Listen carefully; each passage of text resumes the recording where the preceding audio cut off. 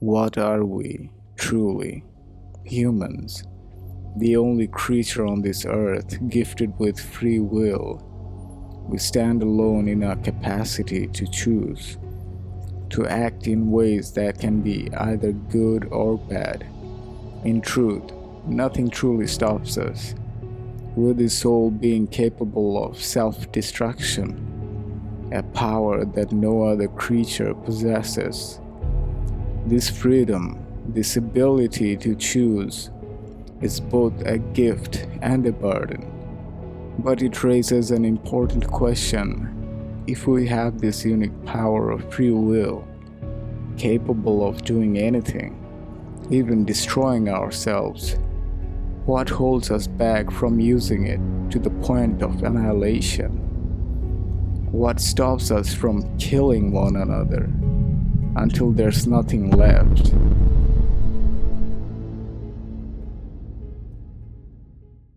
This is where moral guidelines and social structures come in. They exist to keep us in check, to give us direction. That's why there's religion, to guide us along a path considered correct or right. We were not created with an innate understanding of how things are supposed to work. Unlike other creatures, we don't operate purely on instinct. We need an instruction manual to navigate this mortal life. But does this structure exist as a test, or is it simply the only way we can coexist? Throughout the history, we have repeatedly brought destruction upon ourselves. Entire civilizations, built over generations, have crumbled overnight. Time and time again, humanity has faced the consequences of disregarding these guidelines. So, if we're truly here to prove ourselves by choosing between right and wrong, what happens when someone lets go of all the logic, dismissing the boundaries set by society and religion?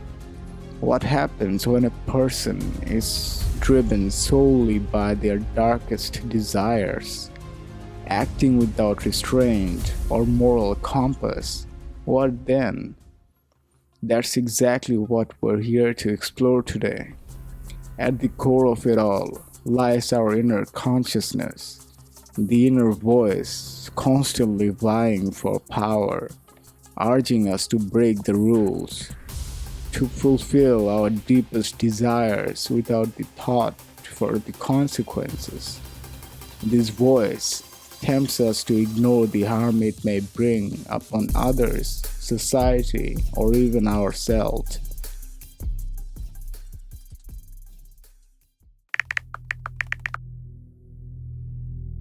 When we dive deep into the depths of human consciousness and analyze each intricate little detail of human behavior, studying the psychology of the unconsciousness, the untamed, the irrational, we begin to understand its motives and its bearing.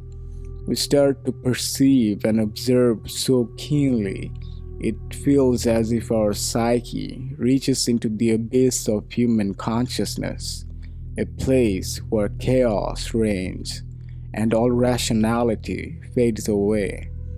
It's in these depths that we uncover something frightening. Every mortal mind harbors a darkness, a chaotic force waiting to be unleashed. But what happens when that chaos is no longer held in check? What if all the restraints, society's ethos, the grounding influences of friends, family, and even our well-founded intellect were to disintegrate entirely?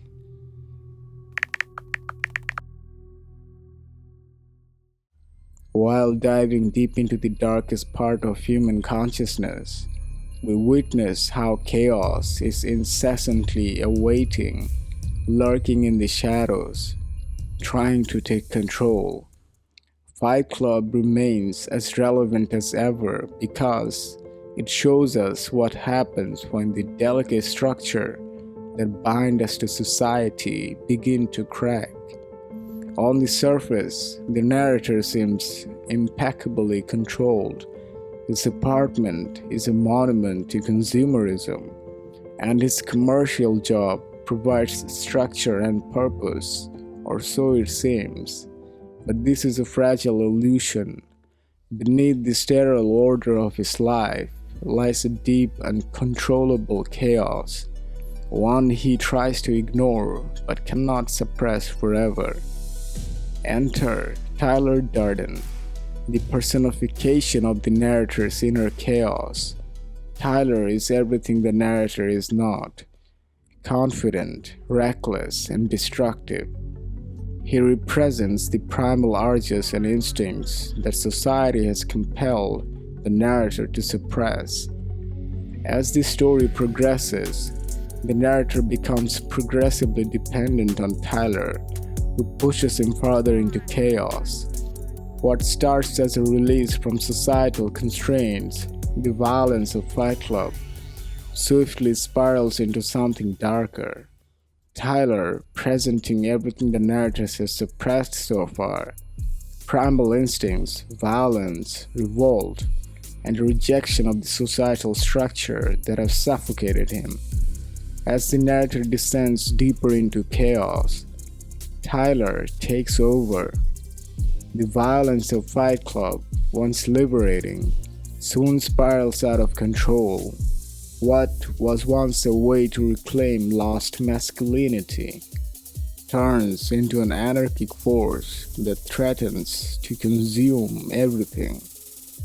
The narrator can no longer contain it, and as Tyler's influence grows, the narrator's grip on reality weakens. The critical moment comes when the narrator realizes that Tyler isn't real. He is an abstraction of his chaotic mind, a projection of his repressed desires. The narrator's attempt to control his inner chaos fails spectacularly. The transformation that occurs is profound. The chaos, once kept in check by the order of his mundane life, begins to spill over into the real world. Fight Club becomes a path to release that chaos, but it quickly becomes unmanageable. Tyler pushes the narrator to embrace chaos completely, leading to Project Mayhem, a violent rejection of societal ethics and order. The narrator's attempts to regain control are futile, as his mind fractures completely, culminating in the shocking realization that Tyler isn't real. Tyler is chaos personified, a part of the narrator's mind that has overtaken him. Tyler becomes so influential that it manifests into the real world, leading a group of men into violent, anarchic acts in the name of revolution.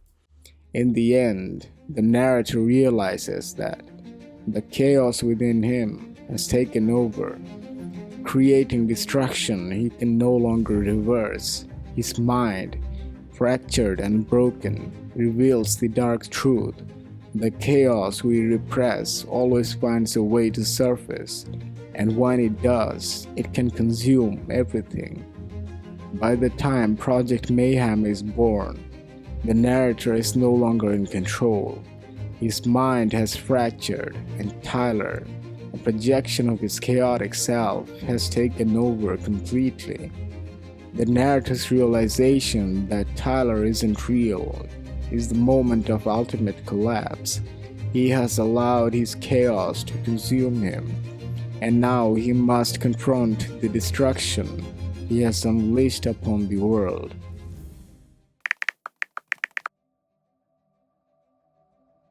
In American Psycho, we witness a comparable unraveling, but with a slower, more calculated pace. Patrick Bateman's life is a meticulously constructed façade. He is the epitome of success, wealthy, influential, and respected. But beneath that calm, controlled veneer lies a mind teetering on the edge of chaos. He is consumed by violent urges, and as the story unfolds, his morning routine, his obsession with appearance and status are all ways he tries to suppress the violent urges bubbling beneath the surface. This carefully crafted image of him begins to unravel. Unlike the narrator of Fight Club, Bateman's chaos doesn't explode all at once. It slowly seeps through the cracks of his carefully crafted persona, revealing itself in increasingly violent outbursts. His chaos reveals itself in small, telling moments. He lashes out in conversation, hinting at the violence he keeps hidden. But ultimately, his chaos can no longer be contained. The murder of Alan Paul is the turning point. Bateman's meticulously crafted world starts to collapse, and his inner chaos begins to take control. As Bateman's chaos grows, he begins to lose his grip on reality. The line between his violent fantasies and the real world becomes blurred. And by the end, we're left questioning what was real and what was a product of his chaotic mind. The study of Patrick Bateman reveals a terrifying truth. When chaos is slowly allowed to take over, even the most controlled, structured life can become a nightmare, and even the most composed individuals can be consumed by the chaos they try to hide.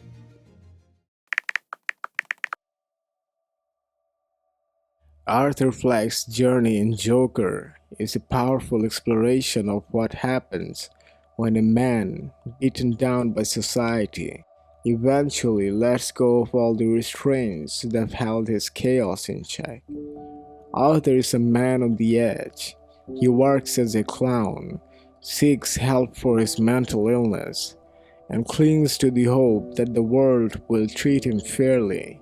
But as the film progresses, it becomes clear that the structure keeping Arthur's chaos in check are crumbling. For most of his life, he has been rejected, ridiculed, and ignored by a world that offers him no kindness. He clings to the hope that things will get better, that society will treat him with fairness. But as the world continues to show him its brutality, his grip on reality weakens, and the chaos within him begins to stir. Arthur's chaos isn't immediate. It builds slowly as the world around him shows its true face. He sees people for who they really are, selfish, cruel, and indifferent to his suffering. The moment Arthur realizes that the world operates without reason or morality is the moment his inner chaos is unleashed. The box that has kept him in check finally breaks open, and the Joker is born, a symbol of chaos that Arthur embraces completely. The Joker represents the chaos that Arthur has kept hidden for so long. Once he accepts that the world is chaotic without moral guidelines, he feels free to embrace the chaos within himself. His laughter, once a sign of his illness, becomes a symbol of his liberation. Liberation from the constraints of morality and order. The Joker's rise to power is a reflection of what happens when a man, pushed to his breaking point, lets chaos take control completely. But what happens when this chaos isn't confined to fiction?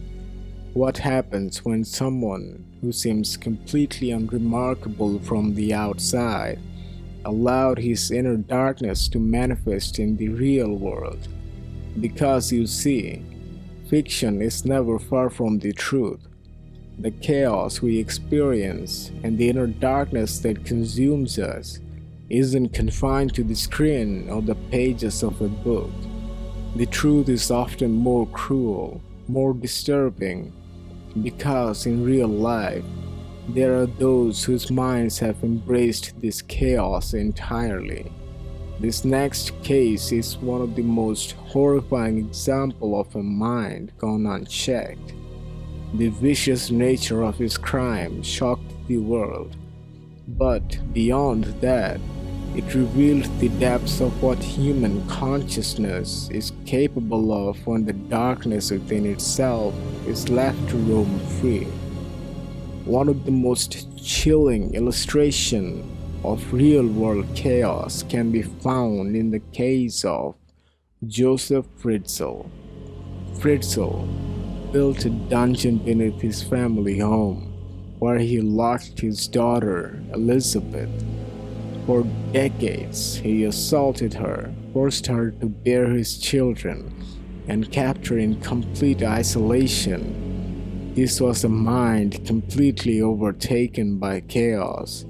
His crime, far from a moment of passion, was a prolonged, calculated act, a manifestation of unbounded human depravity. A man who allowed his inner darkness to manifest in ways that defy comprehension. It was a precisely calculated, methodical expression of his inner chaos. He constructed the dungeon, locked his daughter away, and created an isolated world where he controlled every aspect of her existence. His actions were a terrifying manifestation of unchecked chaos, revealing what happens when the darkness within someone's mind is allowed to take full control. Psychologists have deconstructed Fritzl's actions and determined that his need for control, domination, and power was deeply rooted in his chaotic mind. He wasn't driven by a momentary lapse in judgment or a single case of madness.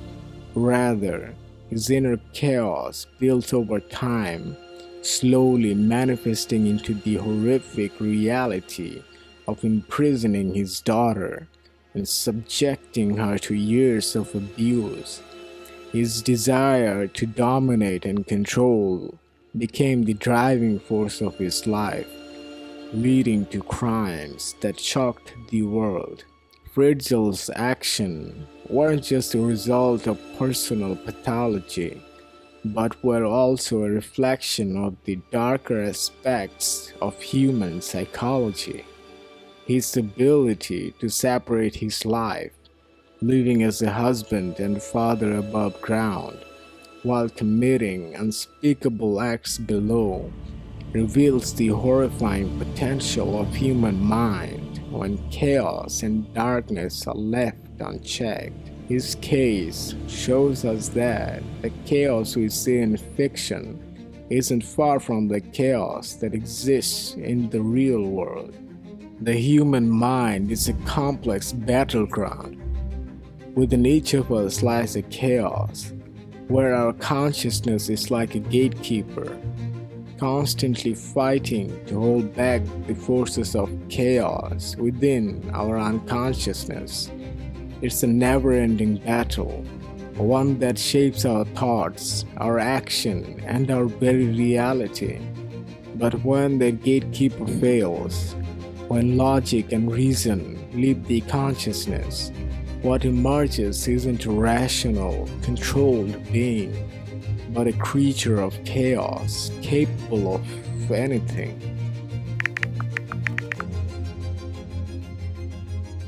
So what is the chaotic mind truly capable of? It's capable of everything we can imagine and more. The characters we see in fictions are echoes of the real-life chaos we fear within ourselves. But the Fritzls of the world are proof that the chaotic mind is not just a fictional creation. It exists, lurking within the shadows of our psyche, waiting for the opportunity to emerge. It's a reminder of what we might become if we let the darkness take control. And that, perhaps, is the most terrifying truth of all.